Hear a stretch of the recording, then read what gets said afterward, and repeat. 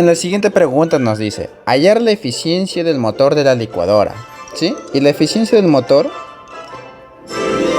¿cuál es la fórmula? Mira, la potencia útil dividido entre la potencia de entrada. Y ahora, ¿cuál va a ser potencia útil? ¿Cuál va a ser potencia de entrada? Eso tú mismo lo tienes que analizar en la figura. Obviamente la potencia de entrada va a ser pues las que viene de la corriente hacia la licuadora, ¿sí o no? Claro, esto es lo que está entrando. Entonces el de acá sería la potencia de entrada. Ya está, ya tenemos nuestro primer dato.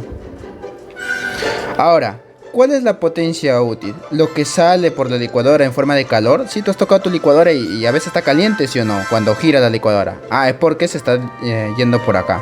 Esto de acá que se va se llama potencia perdida, porque no lo están utilizando. Vamos a ponerle potencia perdida.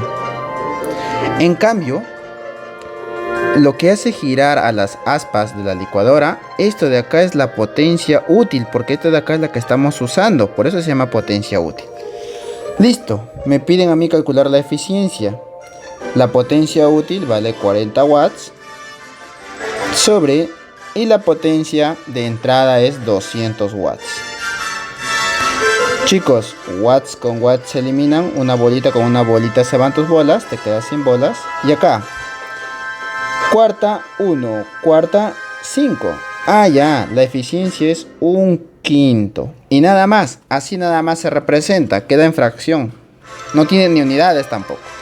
Entonces la clave sería la C. La C de se fue con el otro.